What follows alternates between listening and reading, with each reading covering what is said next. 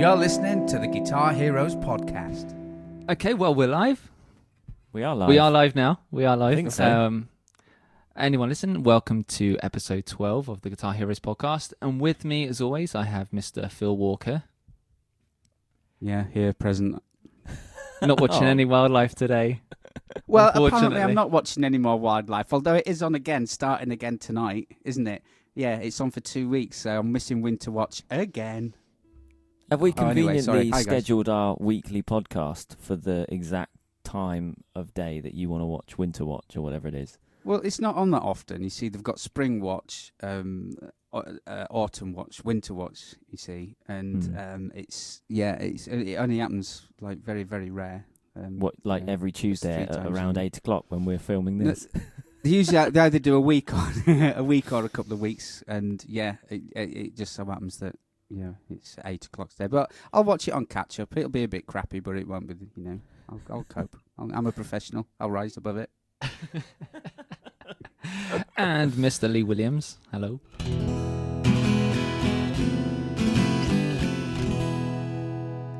Holly. Good evening. I was itching to do that. You always seem to play that. Actually, you always do those chords. You have just itching. I love them. I discovered those many, many moons ago when I was travelling through Spain. No, I didn't. But I love it. Anyway, more importantly, never mind that. What are we all drinking? I'm on the Shiraz tonight. I thought you were going to say sherry. What are you, 90? What you on, Lee? Chris?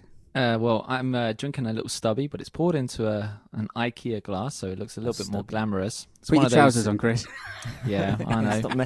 Stop playing with your stubby. As usual, I'm on pot. Yes. And have been since about 2 o'clock this afternoon. It's now 8. And myself, Chris Taylor. Hello. So I thought today we could diversify or add a little bit of a different direction with the podcasts. And in this episode and future episodes, it'll be cool to just talk about our favorite intros and solos and perhaps give us an opportunity to learn some new material as well. I like the challenge of learning some new stuff. And but this episode specifically today is about acoustic guitars, as you probably heard from Lee's performance a little earlier. The Spanish chords. Oh. Yes. And I thought today we could just talk about our favorite intro acoustic riffs or favorite acoustic riffs or songs, the guitars we use in the show, and perhaps a little bit about the sounds that we've got. I'm not going to dive into too much historic detail on the acoustic guitar because we don't have time. But just a quick rundown or just a brief history. The guitar, as we know, obviously played a... That was me getting rid of my notes. You don't want another history lesson, I'll get rid of them. Oh man, there might be some important information or something fun to add in there. I'm joking. But the acoustic guitar, as we know, obviously played a consistent, pivotal role in music history. Traditionally known as an accompanying instrument, which we saw really come into its own in the 60s with the folk explosion, with artists including Joni Mitchell, James Taylor, Neil Young.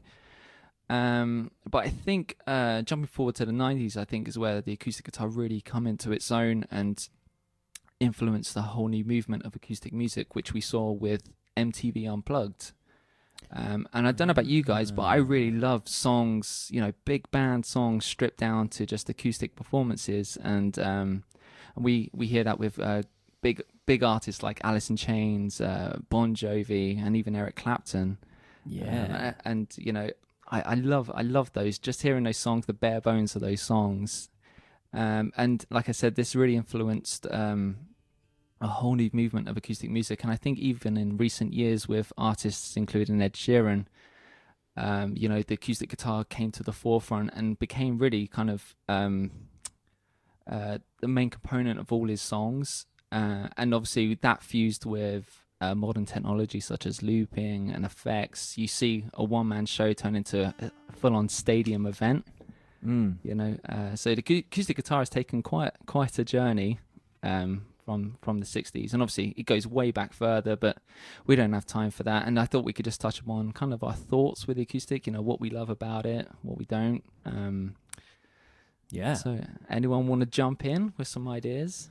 Well, I think just to add to what you said there, definitely the possibilities these days. Oh, are sorry, endless, guys. aren't they? Sorry. Hmm. Sorry, I'm back with you. I fell asleep. Oh, did you fall asleep? then. Sorry. Sorry. Yeah. We could tell Phil acoustic doesn't guitars. like Phil doesn't like acoustic.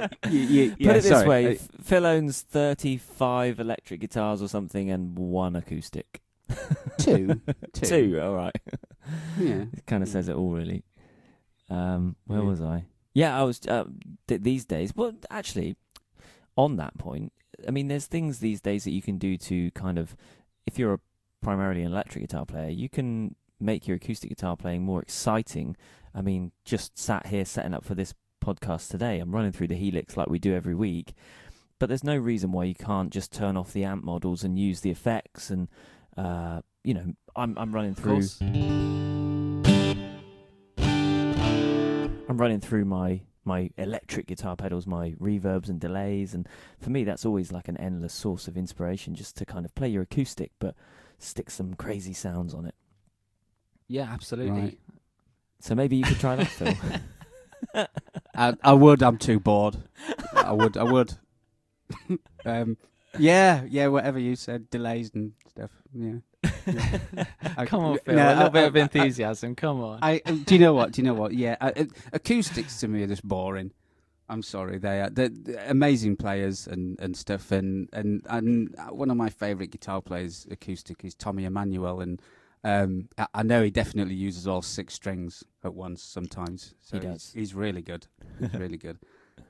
But yeah, acoustics are boring to me. So, but I have to make them interesting. You're right, Lee. So, yeah, and I'm actually just plugging direct into my interface. I've got no effects or anything apart from what's on my guitar, which is quite interesting. You're not going through the Helix at all tonight? Nope. No, I've just plugged straight. Do you know what I'm playing? Yeah, go for it. Do you? Absolutely. Go for it. Okay, What have you got? Well, I've got 2 acoustic guitars. Used to have 3, but 3 just bored me senseless, so I got rid of one. So I've got a Firewood. yeah. So I got my favourite acoustic guitar, which is my Gretsch White Falcon acoustic, and Jamie, my other half, bought me that for my 40th birthday. So I don't gig it About 30 years ago. yeah, that's in really good condition. Yeah. So that's kind of my favourite one. I used to gig it, and I don't know. I've just had too many guitars being knocked off stands, and that's one that I just treasure. And now I've got my Yamaha Trans Acoustic, which I got through the. Obviously, we're endorsed through the show with Yamaha, and they gave me this. And this is really cool because it's got built-in reverb. Room and hall reverb and built-in chorus, but you don't need to plug it in to get that. You can actually get that through the sound hole. I remember coming over to yours, Phil, pre-COVID. This was, and trying that. I literally blown away. I couldn't understand what was happening at that time. It's I've never experienced anything like that with an acoustic, and me neither. It's something pure special. wizardry, isn't it? It is bonkers. It is. It's a very, very strange experience when you play it the first time. But it sounds really good plugged in as well, because Martin at Yamaha was trying to get me to get something else. He said, because predominantly you use it plugged in. And I said, yeah, but, I want something that is just really cool, that you can kind of show off a bit as well with and surprise people. I've got, I'll just put a bit of room reverb. This is coming from the guitar. Okay, so it's...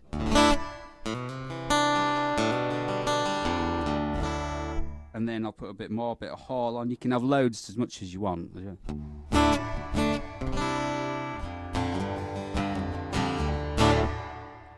Which I think is cool. And then I'm going to do it. I'm going to do it. Don't hold me back. Anybody. Don't hold me back. I'm going to put some chorus on. Oh, no. I'm going. Ready? Are you ready? Here we go.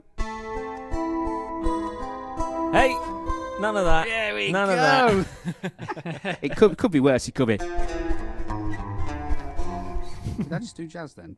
That's Chris's corner. That's coming up later. After too much port, obviously. Yeah. So yeah, acoustic guitars, they've got to be interesting to me. My White Falcon just looks like a big Wurlitzer organ. Those big white and gold Wurlitzer organ. It's just so exciting. It looks like one of Elvis's outfit, doesn't it?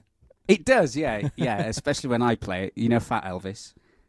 Definitely. Will it ever make it Definitely. to a gig, Phil? Will it to a show? I used to gig it. Yeah, I used to take it on the road. I've used it in the story of Guitar Heroes. I used it for about a year in that, and then obviously I for a while there I was having guitar techs, and there's sort of bits of damage happening to guitars as they do. Not nobody's fault. It just on the road.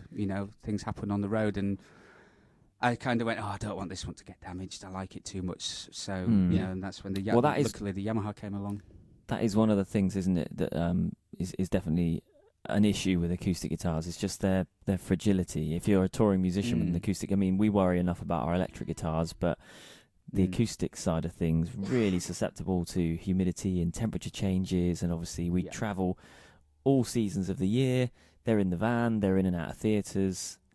It is a concern, especially, and it's almost the case I found that the nicer the instrument, like the higher end it is, it's almost the more delicate it is, because you pay for that really, really high quality solid wood. The tops get even thinner, the bracing gets lighter, so that it all becomes more resonant. But in that, you actually get a more delicate instrument. The cheap stuff that's kind of plasticky and thick, the tops are thick and the bracing's rock solid. There's loads of glue. They ain't ever going to move. But if you've got a really nice acoustic guitar, it is something to look after, because I've seen a few that have been ruined. Yeah. In fact, I've seen a few that have been ruined by Weymouth. There was one guy in particular who came in and he bought, I forget what brand it was, but he hadn't had it long. And that's always when they're worst, when they're new, because they're still settling down. And he brought it in, and the top of it had just turned into like the top of the ocean. It was just wavy. Oh, wow. Oh my And we said, do you live anywhere by the sea by any chance? He said, yeah, I live right down on the seafront in Weymouth. Do you keep this guitar out of its case? Yeah, I do. Have you got double glazing? No, old listed building. And it was like, the list went on, and it was like, yeah, right, leave it with us. Sits next to a radiator, Yeah, how do you go with a guarantee with that then? Because I mean, obviously you can't, if you buy this guitar, but you mustn't, you must always have double glazing. You can't live near the sea, and otherwise you can't have it. You can't. No, it's not. I mean, that was an extreme case. It's not that the average person who lives by the sea is going to have these issues. But if you've got a high-end acoustic guitar and you've bought it new, and it's still opening up and it's still settling down, then there is a certain degree of care that you have to take with it. We always recommended the humidity, like the humidifier packs that you can put in the case. If you're in any way unsure about the humidity in your house, and if you have any issues with moisture, damp, anything like that, it's always best to just keep the acoustics in the case, because you have a warranty. But like anything, if it's clearly through fault of your own, through something that you've done, i.e. where you've kept it or how it's been stored, the warranty is going to be void. And in extreme cases like that one, it's pretty easy to tell when it's a manufacturing issue or whether it's a user issue. And this just sounded like it had been kept in a rickety old house that was very, very damp, hadn't been in its case at all. And unfortunately, over 6 months, it had just suffered. And I think we did our best. There's things you can do to kind of reverse that. You can dry them out. You can brace them in certain ways to kind of straighten them. But particularly with old acoustic guitars as well, if they've been heavily worn, because of the string tension on the top, there's something like 6 stone of tension or something pulling when the strings are at full tension. And if you imagine that pulling, I get that when I put a tight t-shirt on. I know exactly how it feels. You imagine that tension just pulling continuously on the top. It causes the back of the bridge to lift up, which forces the top around the sound hole to kind of dip in, and you get this like what we call bellying, which is Anyway, I'm getting quite nerdy. You see, then again, here we go. Don't bother with acoustics. Just buy a Telecaster. Too much high maintenance. I tell you what, just don't bother with acoustics. That'll be the moral. Or buy a Yamaha. The moral of the episode: don't buy an acoustic. Thing. It's interesting because I had my eyes set on a Takamine, the model that Bon Jovi and I remember the plastic one. That's the one. Yeah, but I just there's no wood in that. Bruce Springsteen. There we go. So absolutely, I've got 3 on sale. Well, they probably 2 now. But I would probably just sold 4 on actually. it. Obviously, I love. Someone's brought one back. Yeah, maybe. Yeah. But obviously, it moved over to yours, and even the one I've got now, and actually, it just. Yeah, I think you're right. It sounded great. It felt great to play, but there was like a plasticky sort of feeling to it. And yeah, I think sometimes when you go for an acoustic, sometimes you do have to spend a little bit more, or go to someone like Yamaha. I think that if we're talking in terms of price and what you get for your money, I think the differences in acoustic guitar is more evident and far greater than it is with an electric guitar, because electric guitar is so much down to all the different components, all the hardware. You can swap all those out, can't you? With and an acoustic, you're only left exactly. with the wood that you've got and the quality in which it's all put together. You can't do anything about that. You can't do much to change the fundamental build in an acoustic guitar, and that's where so much of the sound, the resonance, and the tone is created. So, yeah, you can swap out pickups in your Strat. You can even put a new neck on your Strat. You can put new tuners. You can do all this with an acoustic. Like, yeah, you can get some pretty snazzy pickups to put in them if you're an electric player, a live player. But really, that raw tone is what it is. They say they get better with age once you play them in, and that's probably true to an extent. But you can't buy a 50 quid acoustic guitar, play it to death, and expect it to sound like a $2,000 guitar. It's just. So, do you think it matters? You honestly think it matters? That all depends on the player, I guess. It all depends on. It's all relative to what you want out of your instrument, isn't it? That's what I always said. If you can play a £300 acoustic guitar and love it, then great, go for it. Like. I say if you've got a couple of grand to spend on an acoustic guitar, the best thing you can probably do is spend 1,800 quid on a Telecaster or a Strat, and then go down the second-hand shop and spend the rest of it on an acoustic. Come on, Phil. That actually surprises me, because although you're a very hard worker and we love being out on the road, but you are also a creature of comfort, and you do love getting home and just nesting in your house. And that's for me where the acoustic guitar comes alive. I love nothing more than. Once we've been out and we've done the loud rock show and it's all hot and sweaty and lights and all that stuff, it's just something very humbling and very nice about just coming home and playing your acoustic guitar in the comfort of your own home. Maybe a nice glass of port and just kind of just relaxing. Do you not find that at all, Phil? I usually find that when I get home, I put all my guitars away and get my camera turn on the wildlife channel. Go on a nice walk. Take my dog out. Me and Jay go on a nice walk in the countryside somewhere. Yeah, that's more relaxing to me. No, but I mean, I agree with you, Lee. Actually, I actually keep my acoustic tuned down a whole step, so it's the tone's a lot deeper. I find it just mellows me for the evening and kind of really settles me down, especially after coming in. You're not drinking enough, Chris. That could be a factor. That could be a factor. But see, Phil, I do. You enjoy a staycation, don't you? COVID or no COVID, like during normal times, you would quite often go on a staycation. What's that? What's that? And that for me, that's the prime time that I love to take my acoustic. If you've got a weekend away, I grab the acoustic, I take it with me, and that's a real nice way to just kind of relax. And there's something just very, I don't know, focusing about having no other toys to play with.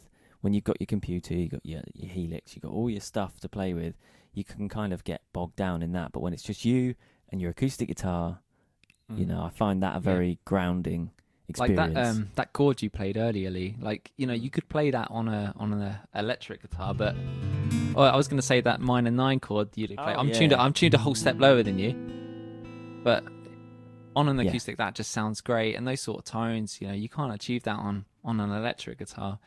It doesn't have the warmth. Obviously, there's the contact and the vibrations of the acoustic and everything that contributes to kind of mellowing yourself out and just enjoying yourself and not really thinking too much about playing so much, just enjoying the sound of a guitar. Definitely, that's a big thing as well. Just that thing of just kind of being fascinated by sound, and very often you can just, like you said, Chris, just play some nice chords and just. There's an acoustic thing happening in the room, isn't there? It's like if you play a nice grand piano, there's something physical happening in the room. Yes. That just never gets old. But maybe we should go back to your guitar, Phil, and just explain, because I don't think it quite comes across on the podcast what is exactly happening there, because people are hearing a recorded sound, but the sound that you heard of Phil's guitar with the reverb and the chorus, you'd actually hear that in the room, wouldn't you? Let me see if I can do an experimentation here, guys. Okay. All right. Okay. So this is that's the acoustic plugged in. Okay, and I'm just going to mute the guitar, and I'm going to I'll have to unplug it, otherwise we'll get a nasty bang, so that's gone. Okay. I've got to turn it on. Hang on, I've got to hold my knob down for a minute. Once you've done that, put Okay, your trousers so I'm back just on. going to stick my my talking... What was that? I said, once you've done that, put your trousers back on. How do you know I've got any on? So I'm going to just stick my voice mic, which is it's an SM57 with a pop shield on there. I'm just going to stick it in front of the sound hole. Okay, there we go. Okay. So this is the sound in the room.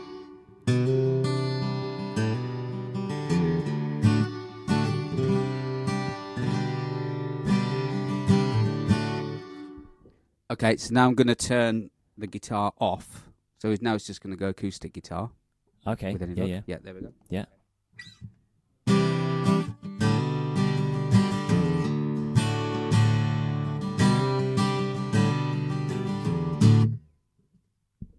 So there you go. Yeah. That came across. I think if you look inside it, it's got some sort of Japanese tech, hasn't it? They essentially turn the back of the guitar into a speaker. That's right. They call it an actuator.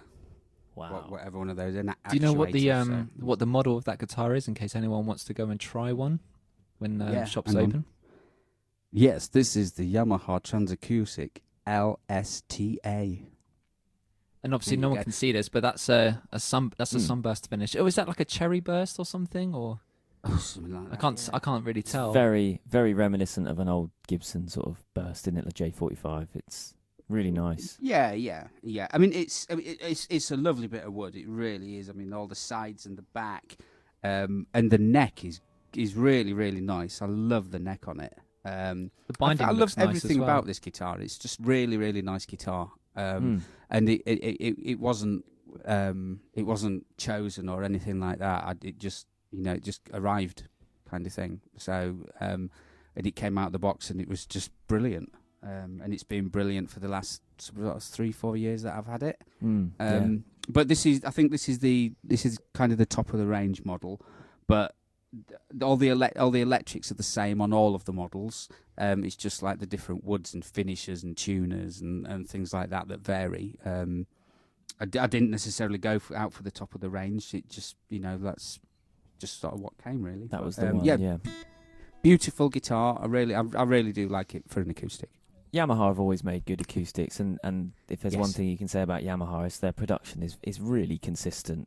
So you don't have to struggle to find one that's good. You know, they're not that brand. Well, we've got a Revstar in the show. Is it the RS620 Revstar? And nothing's been done to that. It's still got the same strings on it because it came with Elixirs. And we've had that for over a year now in the show, and it's just brilliant. Nothing's been done to it. It came out of the box, perfect. Brilliant. We are getting a lot of plugs in tonight. We should be getting some sponsorship for this, fellas. We've done Shaw, we've done Yamaha, we've done Line 6, we've done Elixir. Yeah. Paracetamol. So Phil, I know obviously you said you find the acoustic boring, but going back a few weeks or maybe a couple of months, you were talking about the gig you did with Wayne and how much you enjoyed the Gibson acoustic that he's got. And I think you said this is like the best acoustic I've ever seen. I can't remember. Was that a J45? Was it? J45 Deluxe, I think it was. Yeah. It was one of those. It's basically J45, but it just had a bit of a nicer headstock, and I'm not quite sure what the difference was. But when you plug it in, it just sounds like it's mic'd up. I mean. I was a bit annoyed about the frets, to be honest. A bit sharp in places. That I think that's a quality control thing that Gibson have always had an issue with, haven't they? Yeah, that's another podcast again. But the actual guitar was absolute. It was a dream to play. It was really nice. But I will say, hit my mic. I will say, I think that guitar was about $3.5 grand, and because it was a custom shop. And I've got to be honest, my Transacoustic is between $8 and $1,000 now. I think they are. Right. And, but feel-wise, I'd be struggling to say, well, there's, $2.5 grand's worth of difference there. That's sound-wise, another it's thing. Just amazing. That's definitely another thing about Yamaha. They're always very playable. I used to find that with those guitars when I used to noodle on them in the shop. those trans acoustics were really playable. They're not in an electric sense. The necks aren't like super skinny, but they were just, the setup was always really good. The action was nice and playable, and great guitars. I like a big fat neck though. I mean, one of my favourite guitars is my Brad Paisley Telecaster, and that's got a honking huge, great big neck on it. Biggest neck I've ever played. So I'm not scared of a big neck. I really like a big neck, although I've got small hands. Obviously, everything in my hands looks huge. But it's interesting. I was watching a video on James Taylor. He's been publishing loads of videos lately talking about his guitars, and he's got one electric, which is a Telecaster. It's a custom shop model. I watched it, yeah. And it's interesting, actually, because obviously I'm not sure if you've seen it, but the neck on it is actually made to the same spec as one of his Olsen Acoustics. So it's a really wide neck on it. Oh, wow. Because he's only obviously just an acoustic player. So when he transitions over to the electric, for one or two songs, there's nothing unfamiliar about it. He can settle straight into it. And I thought that was really interesting, actually. So, if you've got the money to spend on something custom like that, I think that's great. I think is it made by Seymour Duncan, isn't it? Or something. He mentioned something about Seymour Duncan. Something like that. It did have a Fender logo on it, so I don't know. Oh, what do you think about the talking about transitioning to acoustics? What do you think about the new, although not new, probably not a couple of years, the Fender Strat and Tele acoustics? That's got the pickup. I can't make up my mind. I can't make up my mind. It's Acoustasonic, isn't it? I can't make up my mind on it. I don't like the. I'm not. I mean, that's all electronics, isn't it? How the body looks. Yeah. I'm not a fan of the aesthetics of the body. I like the Strat. I've got to be honest. I think the red Strat version just looks amazing. I've never tried one. I've never played one, but I don't know. I think that could be. I mean, obviously you can't hear it that well. It's not an acoustic guitar, But I don't know. That could be the transition, couldn't it? If between electric and acoustic. I think so. Does a job of both. I think I probably need to just really settle in and get used to one to find a need for it. It's a cool. Every now you get these products that come out that are like cool, innovative products, but then when you actually think, where's the application? I think I need to spend. Oh yeah. Yeah. Well, I mean, I've spent years and years touring with a John Denver show. I thought there was going to be a joke there. I thought you were going to say... Oh, no. Paddling down a river or something like that. No, that's for that plastic Takamine Chris wants that Bon Jovi kicks around. No, I think, like I said, I was with that show for years and years, and I played a little bit of electric on that show. It was mainly acoustic.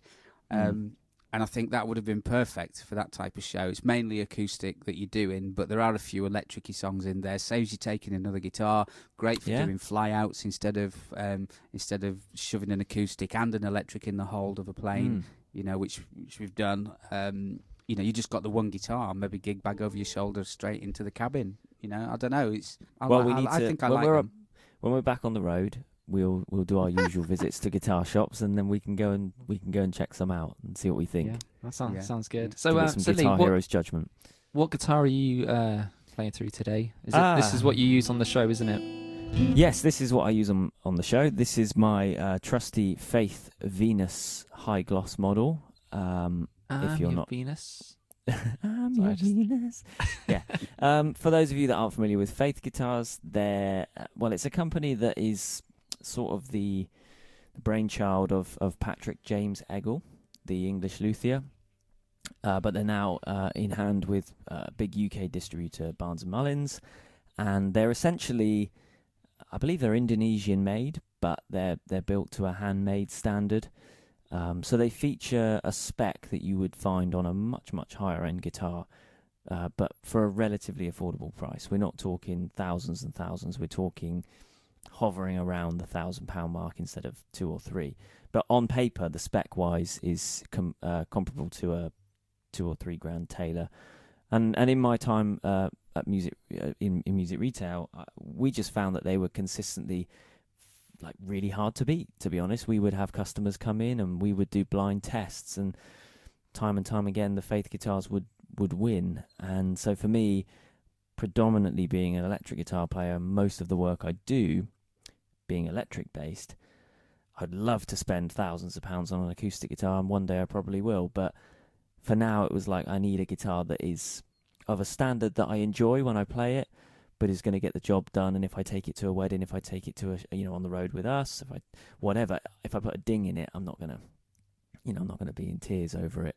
But it needs to be something that gives me that vibe, particularly with an acoustic. You connect with it, and so if I've got to enjoy playing it. It's got to sound good, but I also am realistic about price limitations and stuff. So, but having said that, I love it. I've had this now for like 3 or 4 years. It's served me really, really well. The only thing I would potentially do, maybe, is change the pickup, just swap it out for a bit of a change, or upgrade it, because you can get some really, really decent pickups these days for not a lot of money that give you that mic'd up sound that I guess we're all kind of looking for. Everybody wants their acoustic guitar, when you plug it in, to sound how it does when it's acoustic, and that's a big issue for anyone who plays live. You might be really, really happy with the sound of your guitar at home. You take it live and you just lose a little something through the PA or if you're recording with it. But other than that, it's like I say, I love it. It's an entirely solid wood construction, which is kind of a thing that you look for in acoustic guitars. It's a solid rosewood back and sides. It's a spruce top. It has solid flamed maple binding, like all these little posh things. It's even got ebony tuners, like the peg heads are actually wooden. It's a rosewood overlay on the headstock, ebony fingerboard. Comes strung at the time with Elixir strings. It's got the Graphtec tusk parts, so the nut and bridge the nut and saddle are Graphtec. I think even the bridge pins are Graphtec. Like really, really high spec stuff. But and all of that comes together to hopefully make a fairly decent sounding guitar. And it's nice and playable as well. It's not a super slim neck, but it's not a really, really chunky one. It's just comfortable, and it's that sort of Taylor body size, that sort of modern cutaway. It looks great. It looks auditorium size. Yeah, it's cool. It looks like it needs a coat of paint. Why? Because it's not sunburst. It looks anemic. Oh, come on! You're right. It's a very light. It's a very light spruce top. But what you don't ever get to see live is the back. I don't know if you can see this. Oh yeah, that's lovely, isn't it? Oh, I realise now we're on a podcast, so this isn't going to look like much. But okay, so for anybody out there who wants this describing, the front of it is a pale bit of wood. The back of it's a darker bit of wood. There you go. The back of it is a lovely figured stripy piece of rosewood, and with it being real wood, not laminate, these are all different. So if you do check out the Faith range, the back, as with a lot of these guitars that follow that sort of spruce top, rosewood back and sides, the back is where a lot of the character is. So we used to go through them all and pick them out, and I got the rep at Barnes and Mullins to sort of flick through a few for me and send me some nice ones, and because the patterns really do vary quite widely. So there we go. Yeah, Faith Venus. Very Love nice. it. You're listening to the Guitar Heroes podcast. Chris, what are you playing? Well, this I've got a Guild here. This is like a parlor size, I think, or stage size. I can't remember what you call it. It's quite small. This is, I think this is within the time Fender bought Guild out, I think. So this is from 2007. It's a Guild GAD GAD F20E, I think. It's a discontinued model now, but a bit like yours, Lee. It has a really high-end spec to it. Like we got a bone nut and saddle. We got open Grover tuners on the back. Nice. Some nice tension. We got mahogany, nice maple top as well. It's not a laminate top. You can actually see the thickness of it with the binding, and it's just a nice. Just some nice wood. I actually changed the nice wood. I actually changed out the We've got different ideas about that, obviously. Yeah. Do I need to paint mine as well, Phil? It's not quite as anemic. Oh, the as guitar. Lee's. Yeah. It's well, I mean, I'm glad you like it and everything, but it's just doesn't excite you, does it? Boring, isn't it? I mean, things like that wash up on the beach all the time.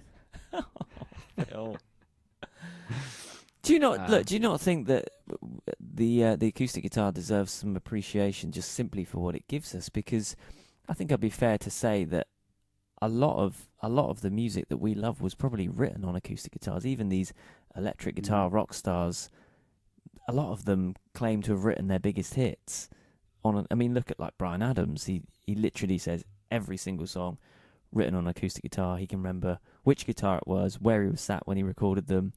I just think but thankfully, when you hear the song on a radio, he's played it on a Strat. I don't think we're going to win here, Lee. No.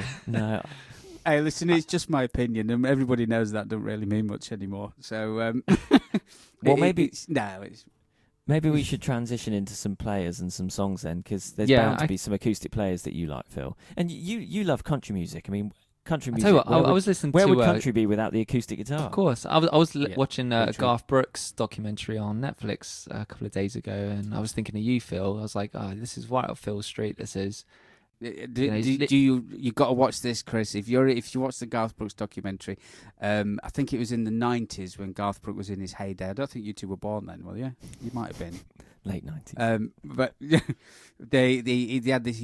a superstar. He was the biggest artist in the world. He was massive. And there's a thing on it was at Channel 4, I think it was, and it was a concert, and it's like a full-on rock concert. He's got pyros going off. He swings out into the audience on the lighting cables, and the guy was a maniac. And the best part of that show was where him and his guitar player get two acoustic guitars at the top of the stage and smash them up. Brilliant.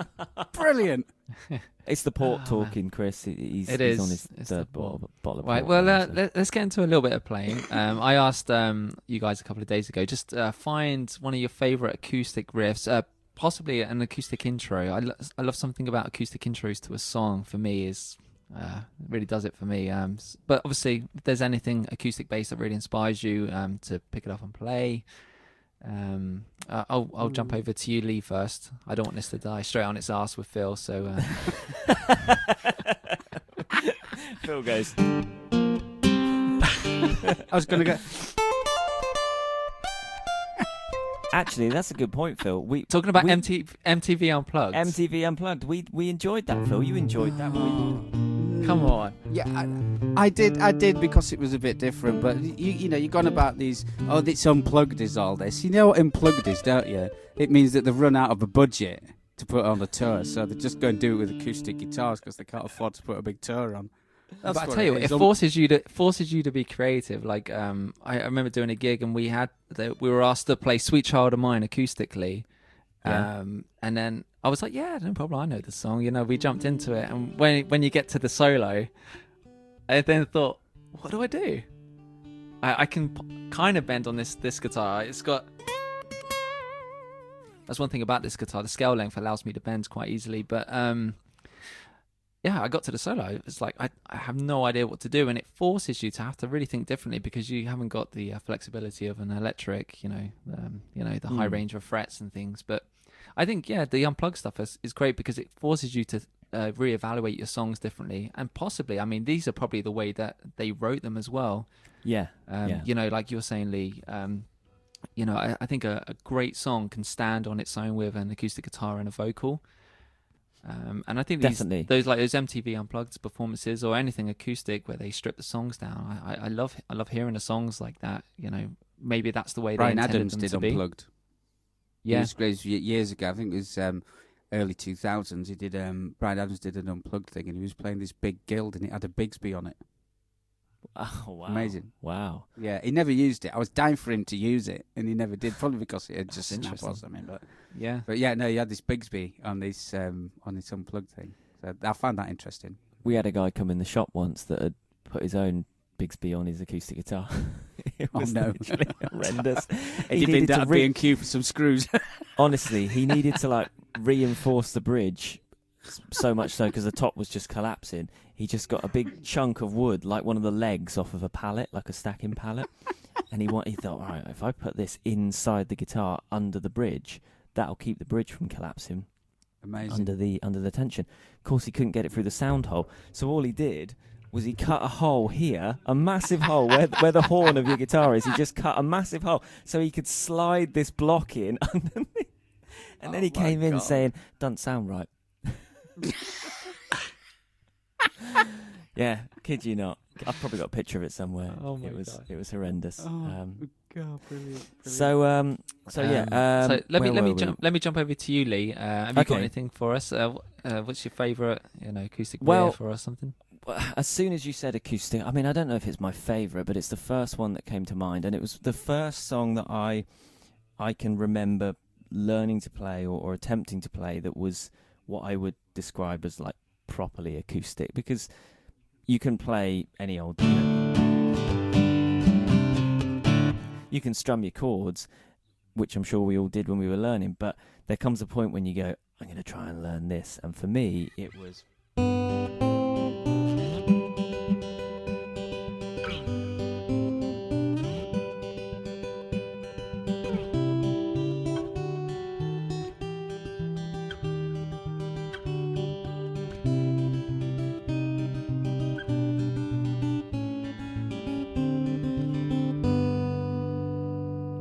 it's of course Blackbird by the Beatles. That was like the first thing that was kind of you didn't use a pick for it, and there was some interesting little finger shapes that you had to make and rhythmic things, and it's a great song. I love it. It is one of my favourite songs.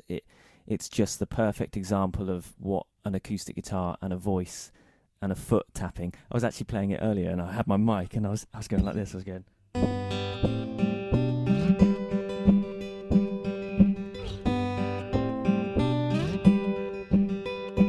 I don't know if that's coming through at all, but I was doing the tapping bit. But the just amazing changes that I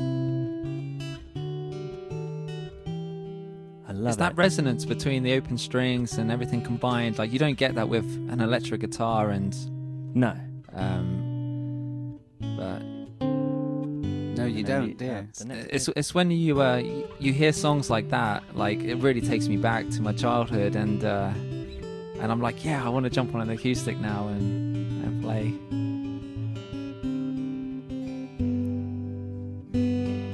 I think we've lost him. Yeah, he's gone. It is one of those songs that you can get lost in because it's a loop. It just keeps going. It's just. But obviously, what you're playing there is interesting, because obviously you've got independence between your thumb and your fingers. You've almost got like a bass part kind of moving with some melodies played with your fingers. Yeah, I think it that was finger style approach is really interesting. It was the first song that for me had any kind of level of a what would you say, a sort of sophisticated approach to that harmony and melody, where you really get a sense, because it is literally just stripped down in many cases to two notes. You get that sense of how moving a bass note can have an effect on the song. Yeah. And up to that point, it had just been power chords and open chords. And as soon as I heard that, I was like, it's almost like an orchestration with a single guitar. And I love it. It's just one of those things that whenever I pick up a guitar, I often used to play that just to kind of settle in on a guitar and just kind of gauge how it would sound if it was a new guitar to me, or I was trying a new acoustic. I'd probably Yeah, that's a great song. Great choice, mate. Phil, what about you? You're not going to shoot us down, are you? All right. Well, here's a tricky little dickie for you. This is played in the John Denver show for years and years on end. You realise what a good guitar player John Denver was. He was a great player. People just think he was this, geeky American bloke that just, wailed on him, sat in his rocking chair talking about the sun rising and stuff like that. But he was actually a really clever guitar player. And one of the songs that we used to do was the intro was this.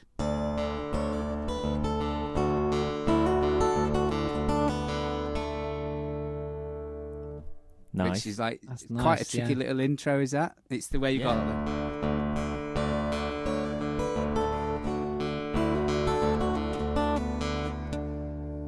Yeah, it's quite a nice little one. So your thumb there is alternating between like the E and the D string, is it? Yeah, well, the low E's drop down to D, and then you go. So you're doing the octaves, and that's constant, right? That's constant. The melody on top, and then you're doing the melody. Yeah, doing the melody on top of that, which John did a lot of his stuff was like that, and a lot of you go to try play it, and then you think, okay, that's one thing, and then he goes and sings over the top of it as well. I mean, Chet Atkins was well known for that sort of playing, the thumb style. But then like I said, old Denver goes and sings on top of it as well, and you realise you don't know how clever he is till you try do it. No, I'm trying to think what there's a term for this. It's Travis picking, right? I think it's the alternating bass thing with the thumb, fingers playing the melody. Right. Okay. I think that's an interesting point that shouldn't be overlooked. What you just said there, Phil, the singing part of it, because very often these songs we're discussing are presented as a singer-songwriter type thing. So we're looking at the guitar, sure. But for me, like last week when I briefly touched on Nick Drake, and he's doing these amazing 5/4 time signatures with funky little finger picking going on, and you think, oh, that's tricky enough just to get that. Then you throw the vocals over the top, and it's like, what? Because what I mentioned earlier is that the guitar initially was, was traditionally, put across as an accompanying instrument. But obviously later on it's become the forefront. But I think it's just because melodies were so interesting back then with the folk explosion and other artists that even you take away the vocals and there's that underlying acoustic melody running all the way through the song, and it's given a trajectory to the songs. And but now obviously you got more basic riffs like with Ed Sheeran. They're just more simple chords, and there's not really much of a chordal melody thing happening anymore. Even though the acoustic still is now the forefront of those songs, it's just very basic compared to those songs like with Blackbird and. Do you know what, Chris? You've brought something up there. Can someone say cue the music? Cue the music. Come on, that was a bit lackluster. Cue the music! That sounds like we're on a game show now. Cue the music! I don't think I've ever done it. This feels weird. I don't think I've ever done it. Go on, Lee. You were really good at it. Go on, do it. Ladies and gentlemen, you've guessed it. It's time to cue the music. Phil's Rent. Phil's Rent. Okay, so the one thing that really sort of grinds my gears and really don't float my boat is, when you get a band like the acoustic set. Let's do the acoustic set, So so it's basically, for example, Bryan Adams. They'll just go.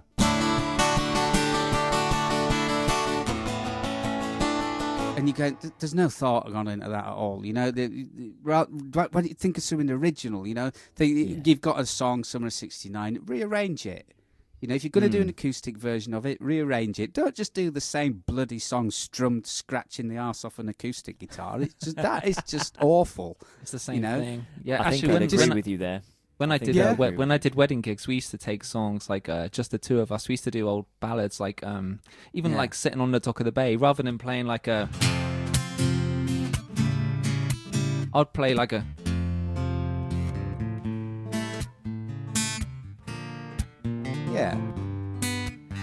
Yeah, and just make it sound a bit more like an acoustic song, Even just the two of us that.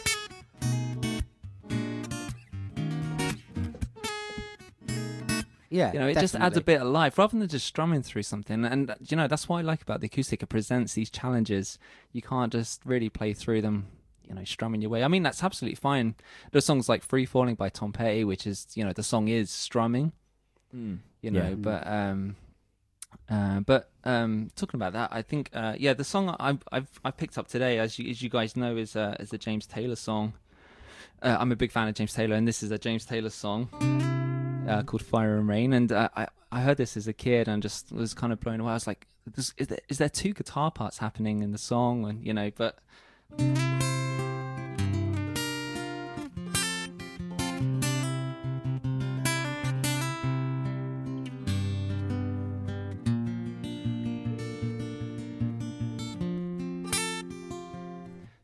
there's and that happens all the way through the song. As the vocal melodies come in, a bit like the John Denver song, as the vocal melodies come in, the guitar's still running through with a lovely melody. And I think he's a great example of sort of what I was talking about with Blackbird, where you've got that orchestration happening just in the guitar part.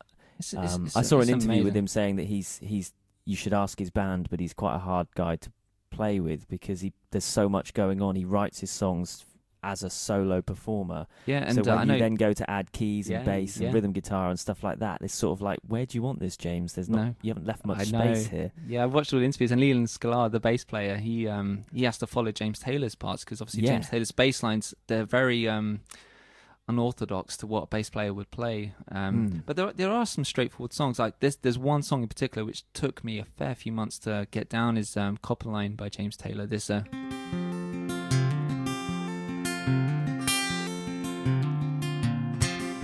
and then goes into it then kind of goes into this kind of strumming thing. So there's hammer-ons happening on other strings as you're playing other strings. So yeah, it's. I've got an quite example confusing. of that as well. Going back to Yeah. John Denver, a song called Rocky Mountain High, which you I can can play feel the Phil's melody. enthusiasm kicking up a little. Oh, bit it's, here. He's got a starting smile up this on his podcast face. only. Just, that's the part. So here we go.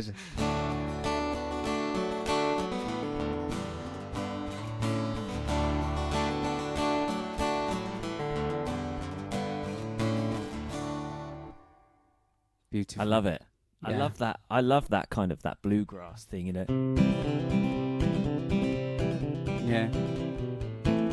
I love all that. And this that's is that great. Johnny Cash sort of thing. I've never actually learnt any Johnny Cash stuff, but I know that I walk the line and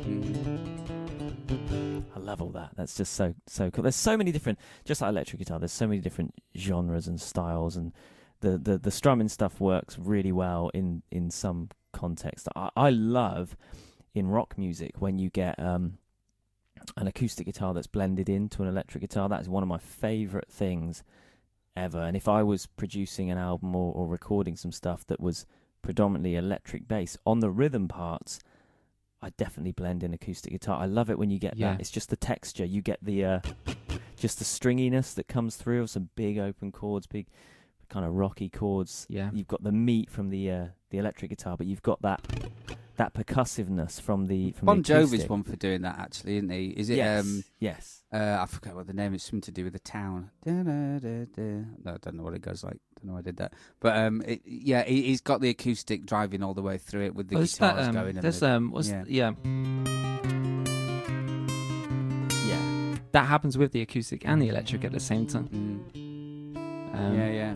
But you know, acoustic guitars really changed later on. Obviously, we got from the MTV stuff. You know, not too long after that, we had guys like John Mayer come through, and I was learning today. This was one of my riffs I was going to use, but James Taylor is really close to my heart. So, but there's this song called Neon, which is quite man. I a knew tough you were one to going to play. do that. I knew you were Oh. going to do that. But Have you but my learnt it? I've learnt it, yeah. But my acoustic's tuned down to D, so I've had to drop the E string down to down a whole step. So it's really Yes. hasn't got their Yeah. integrity right now. But this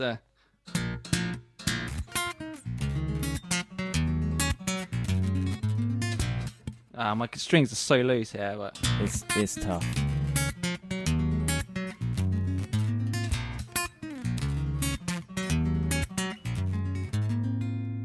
yeah, my strings can't hold that tuning. They're too low. But you know, I can't describe the style of that. There's like a melody, there's bass movements, it's percussive. John's And- acoustic stuff is some of his best. He would definitely be a nomination for me for a modern acoustic player, someone that is like yeah. making massive pop songs, but watch him play acoustic guitar, and he's the opening to Where the Light Is, the live concert. If you I would can get that recommend anyone DVD. go and listen to that. It's incredible. The It's got concert obviously as a whole, the concert as a whole with the acoustic, the Yeah. trio, and the full band. But the acoustic bit at the beginning, just where he comes out and does Oh. Neon, and it's like, man, I always I've like. got I don't know that. if you've heard.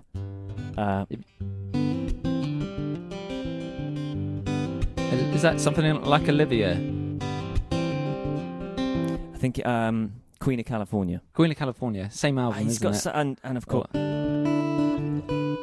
Stop This Train. Yeah. There's so But do you know many, what's like- do you know what's interesting? He's referred back to these old artists like from the '60s, where, or even like the Beatles as well, where they'll start a song with the riff. The intro Yeah. would be the main riff to the song, and it would continue into the verse where the vocals would come in, and he's able to maintain something like that neon riff or stop this train and keep the vocals going. And it's just that the neon riff is quite a tough one to play, and I don't think I could sing and play that.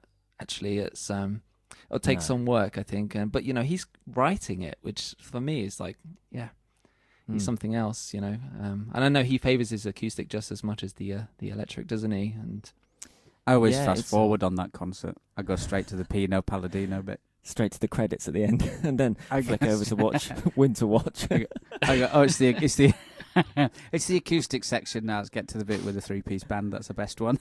Okay, I'll tell you what, Phil. One thing that I like to do, I like to explore other tunings. Yeah. I often do this on the acoustic guitar far more than I would on the electric. Go into Dadgad and your drop D, and do you not find that sort of thing interesting? I've got to be. The acoustic is boring. In all seriousness, I never get the time these days to fiddle with guitars. I don't get the time. No, I wish. That's I fair wish enough. I did. That's fair enough. I wish I did. But yeah, I know what you're saying. It is easy just to do that, isn't it? It's but no effects. It simplifies it. You don't need to plug it in when you're at home. You could just pick it off the wall. Maybe leave your acoustic in the lounge or something. And if you get 10 minutes, maybe just pick it up and have a little noodle. It might, Well, we've got one upstairs. We've got, in fact, course. Jay's actually got. She's got the White Penguin acoustic, which is like the matching acoustic to my White Falcon, and we never play it. One of my ambitions one day, Oh, right. if I could be anything it's weird really, but if I could be anything as a guitar player when I'm old, it would be a really good Spanish guitar player. Because if I think of like my favourite guitar sounds, I spend my life playing rock and blues and pop and folk. Yeah. But for me, the sound that kind of hits me the most is taking it way back to like the Spanish stuff and the flamenco. I don't laugh, but literally my favourite band is the Gypsy Kings. Mate, they're incredible. I tell you, that guitar stuff is something else. And I tell you what, you would really enjoy, Lee, if you like that. Is there's an album I can't remember what it's called, but it's got John McLaughlin, Aldi Meola, and Paco de Lucia. Yeah. Flamenco guitar I love players. Aldi Meola is like he picks. I've probably heard it. I've heard a lot of that stuff. But there's a song called Mediterranean Sundance which I learned years ago. I've heard it. It's Yeah, that, let's if I get this on. Yes. And then it does this. Yeah. That's it. Then it does this. And then it does into that. But I can't play. I'm so out of practice. But that stuff there's this particular strumming technique.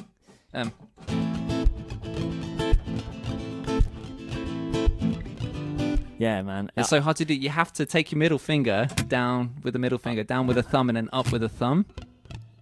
Down. I've watched so many videos on it and I haven't got it yet, but one day I will get there. When I say my favourite band, I mean that is the music I turn to weirdly the most, or if I need a pick-me-up, or if, particularly over the last year while we've all been going through lockdown and this whole COVID experience, I listened to it so much in the summer when I was out trying to do some running and exercise and just dealing with the endless days of isolation. And I found that music, I can't help but feel happy. I cannot help but feel relaxed and kind of Does it make you want to cook fajitas?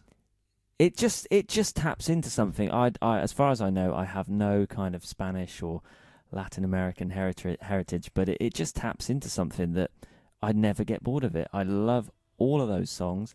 I've recently acquired Gypsy Kings on vinyl, so now we're experiencing that, which is just awesome. Yeah. I actually saw that they're hopefully playing a gig this year later in the year in London, if it's allowed to go ahead, and I would definitely go and see him. I just invite love it. me. No, actually, me, you joke, Chris, about me playing that, but those sounds, that's what I dream of one day, sitting on a porch and just having a nylon strung guitar, some big ass long nails, and just being able to do all that, completely unaccompanied and sound like an orchestra. I've got some in the shed. You can have them for free if you want them. No, you guys should check out a YouTube video that me and Jay did when we were in lockdown 14, I think it was, earlier this year. We did it's a Gloria Estefan song, and it's called "Steal Your Heart," and it's a flamenco song. And I used it's a Yamaha NCX1 I bought. Right. I bought it for this song. It's crazy, but yeah, go check that out. It's on my YouTube channel. I think I'm playing something I can't remember now, but something like 5 or 6 guitar parts on it, and I'm even using it as a bass drum and a snare drum as well. And I turned the guitar the other way up, and I'm hitting the back of the guitar with a mic on it, and it sounds like a bass drum. Oh wow, that's quite. Yeah, go check that out. It's quite I'll definitely have to. Yeah, that's one of the things with acoustic. You could hit a chord. I'm just going to put it up to the mic and. I couldn't even do it. You could put it to the mic and spin it, and you get these really cool sound wave effects. And you can't do that with an electric fill.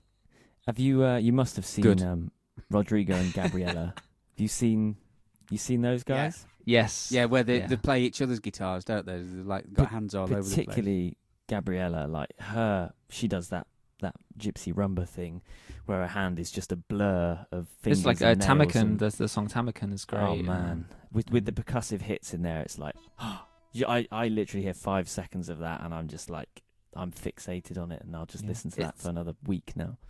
It's so precise, isn't it?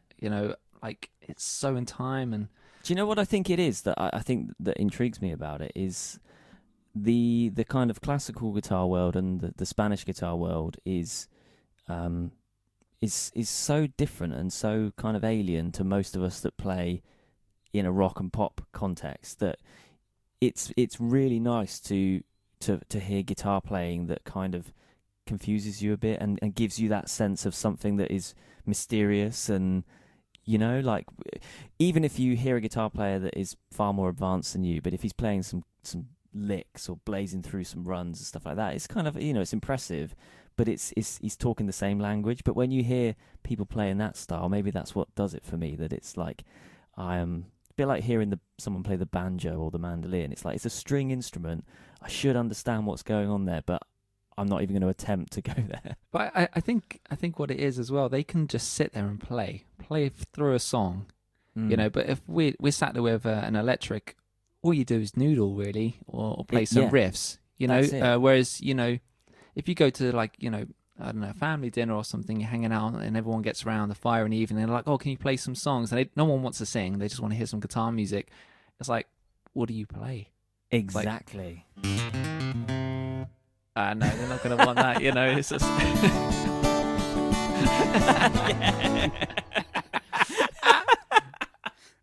No, do you know what? You are exactly right, Chris, and you've hit the nail on the head. That's what it is. I want to achieve in my later life being able to just play unaccompanied and have it sound complete, have it sound full, not be playing parts of a song that require other musicians. And maybe that's what it is about those players, that it's just like, yep, that's job done. Yeah, I think that's what it's always done for me. But one person that I need to mention who does that, he's not in that style at all, but probably my favourite acoustic player, a guy called Martin Simpson, English kind of folk player. You need to look him up if you're Martin not with this stuff. with a Y, or is that No, Martin Simpson, spelled exactly as you think you'd spell Martin Simpson. I came across him. I've probably been into his stuff for 10 plus years now, and I vividly remember the first time I heard him. It was the only acoustic guitar tone that I'd ever heard over the radio that instantly made me stop and just need to look up who it was. And it was on a drive home from a gig, and all he did was something like it was like just a real simple intro, and I was just like, what is that? It was the best acoustic guitar sound.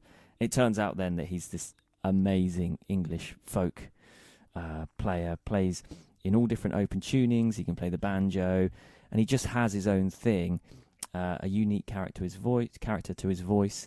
And what I really like about him is, although he's English and his music is kind of steeped in English traditions, he also lived many years in the States. So his records, when he puts them out, are normally drawing on either English heritage or American heritage. And I really love the whole Americana side of things. It's kind of steeped in the tradition of, the Delta blues, but told in this more folky kind of way. And I went to see him live a few years back, and he was equally as impressive live, and the guitar set. You might have seen him on the PRS videos, because these days he's actually endorsed by PRS and uses one of their like super high end signature model PRSs. But if you need a recommendation, check out Martin Simpson, and in particular, my favourite album is I just wrote his name. Righteousness and Humidity was the album that probably just my favourite, because it was the first one that I got, and as such, I've spent the most time with it. But yeah, check him out. So, well, there you go. That's our insight into acoustic guitar, what we use on the show, and how much Phil finds it boring. I think we've turned him a little bit. For the listeners, Phil's gone. We're just staring at a blank third screen on Zoom. The lights are off, and he's gone to watch Badgers. Well, hopefully, Phil, talking about it's maybe made you want to maybe pick it up again, and maybe find a new enjoyment in it. I think. Okay. Yeah. That should be our challenge moving forward, Chris. Over the next year or two, we need to get Phil excited about something acoustic. Yeah. Okay. Lee, do you want to jump on socials? Yes. You've got them. You got down to a T now. Let's see if I can remember. To find us on Instagram, you can search for Phil Walker Guitar, Chris Anthony Guitar, and Lee Troy Guitar. You can find us on Facebook. It's Phil Walker Guitarist, Chris Anthony Guitar, and Lee Williams Guitarist. You can find the guitar show, The Story of Guitar Heroes, by searching that on Instagram and Facebook. Head to the website. It's www.storyguitarheroes.com. And if you want to check out those videos, head over to Phil Walker Guitarist on YouTube. And that video that you mentioned, Phil, is that on your YouTube or is it on Jay's? Both. Yeah, both. It's on both. Okay. Yeah. So my YouTube channel and Jay's. Yeah, called Cool. Steal Your Heart. We'll check that out. Thank you very much for everyone listening. Next week we have in the hot seat Mr. Walker. Mr. Phil Walker. Me? I Yes. think it is, yeah. Oh, again, I thought it was you, Yeah. Lee. Well, I think wasn't my week last week the 60s week? I don't know. Oh. We had a bit of a muddle up, juggle around, I think, as well. We wanted to do a Desert Island riff special, and I think that's Lee's. Do you not remember my notes from last week, Phil? Yeah, I obviously I'm paying so much attention to these podcasts. I just thought that was like a special that we all did, and I didn't realise that that was your hot seat, Lee. I didn't realise. We'll have a chat. We'll have a chat off air, and we'll come up with something equally entertaining for next week, no doubt. Okay. Oh God, yeah! If it's equally entertaining, I can't bloody wait. On that note. Yeah. See you later. See you next week. I Bye-bye. enjoyed Thanks for myself listening. really. Thank you guys. Thanks for listening. Take care. Bye-bye.